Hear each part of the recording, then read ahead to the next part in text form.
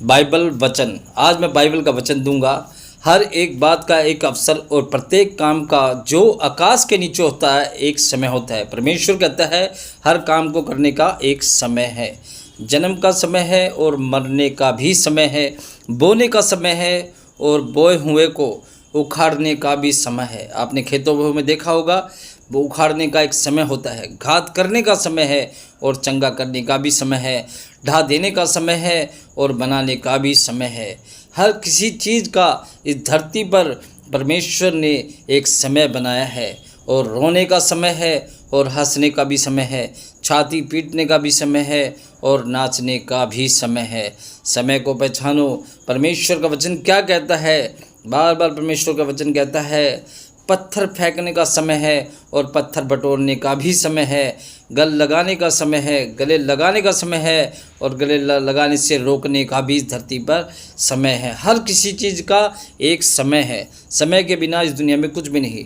ढूंढने का भी समय है, खो देने का भी समय है, बचाए रखने का समय है और फेंक देने का भी समय है। हर कोई बचा नहीं सकता, हर कोई रोक नहीं सकता, क्योंकि हर एक चीज़ का एक समय है। फाड़ने का समय है, सीने का भी समय है, चुप रहने का समय है और बोलने का भी समय है। किस समय बोलना चाहिए, किस समय नहीं बोलना चाहिए, ये सब कुछ परमेश्वर ने निर्धारित किया है कि परमेश्वर ने तुमसे क्या कहा। प्रेम का भी समय है, बैर करने का भी समय है, लड़ाई का समय है और मेल का भी समय है। इसलिए हर किसी समय को पहचानो कि परमेश्वर का वचन क्या कहता है। काम करने वालों को अधिक परिश्रम से क्या लाभ होता है? जो सारा दिन काम करते हैं उनसे पूछो। परमेश्वर का वचन क्या कहता है? मैंने उस दुख भरे काम को देखा है जो परमेश्वर ने मनुष्य के लिए ठहराया कि वह उसमें लगे रहे। हर एक इंसान के लिए परमेश्वर ने एक समय ठहराया है कि उसको बुद्धि दी, ज्ञान दिए कि उसमें वो लगा रहे। उसने सब कुछ ऐसा बनाया है कि अपने अपने समय पर वह सुंदर होते हैं। पर उसने मनुष्य के मन में अनंत काल का ज्ञान उत्पन्न किया, तो भी काल का ज्ञान उत्पन्न किया है। वह आदि से अनंत तक मनुष्य बूझ नहीं सकता, समझ नहीं सकता कि परमेश्वर ने उसे क्या ज्ञान दिया है और वो कहाँ लगा है। मैंने जान लिया है कि मनुष्य के लिए आनंद करने और जीवन भर भलाई करने के सिवा और कुछ भी अच्छा नहीं।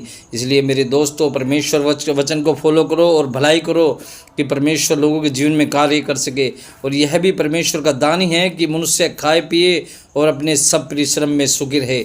हर एक मनुष्य को परमेश्वर ने ये दान दिया है कि वह अपने परिश्रम से खाए पिए और सुखी और आनंदित रहे।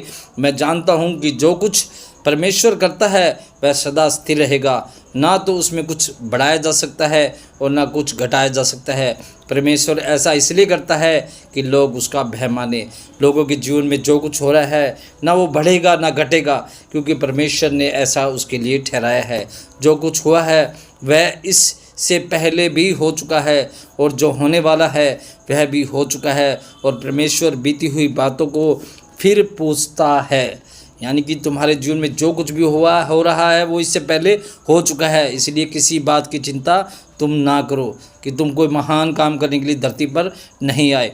फिर मैंने संसार में क्या देखा कि न्याय के स्थान में दुष्टता होती है और धर्म के स्थान में भी दुष्टता होती है। तुमने देखा होगा धर्म के स्थान में कैसी दुष्टता होती है।